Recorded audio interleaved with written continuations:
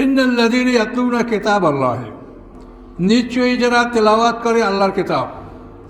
তো তেলাওয়াত, কিরাত, তেলাওয়াত, তাফাক্কু, কোরআন শিক্ষার তিনটে স্তর।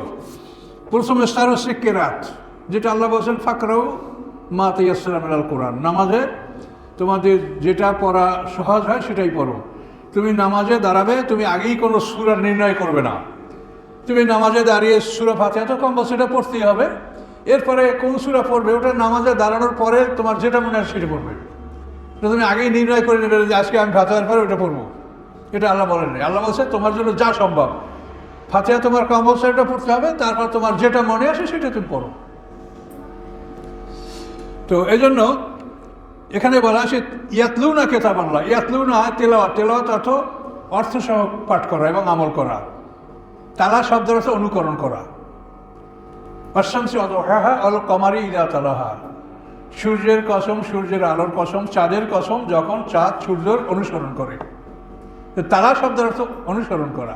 তাই আপনি যদি না বোঝেন তো অনুসরণ করতে পারবেন? এই জন্য এখানে তেলাওয়াত শব্দটা আল্লাহ বলছেন। এবং এই কিরাত, তেলাওয়াত, তাফাক্কুর তিনটা বিষয় আল্লাহ কোরআনে স্পষ্ট করে বলেছেন।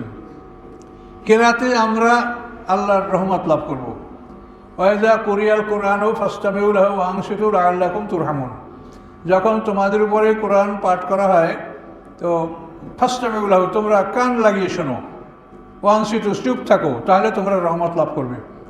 তো কোরআনের বৈশিষ্ট্য হলো যে একজন আর তেলাওয়াত যদি আপনার কানে আসে তা আপনি আর তেলাওয়াত করতে পারবেন না, আপনারটা বন্ধ রাখতে হবে, বন্ধ রেখে এটা শুনবেন। তার কারণ আপনি তেলাওয়াত করে এটা হলো মুস্তাহাব, আর আপনার শোনাটা হলো ওয়াজিব। এখন ওয়াজিব তরফ করে তো মুস্তাহাব পালন করতে পারবেন না। এই জন্য কোরআনের আওয়াজ যদি কানে আসে তাহলে সেখানে চুপ করে সেটাকে শুনতে হবে, নিজের তেলাওয়াত বন্ধ করতে হবে। কিন্তু আমরা দেখি যে বক্তা সাহেবেরা ওয়াজ করতে আইসা বলে আমার সাথে পড়ে না,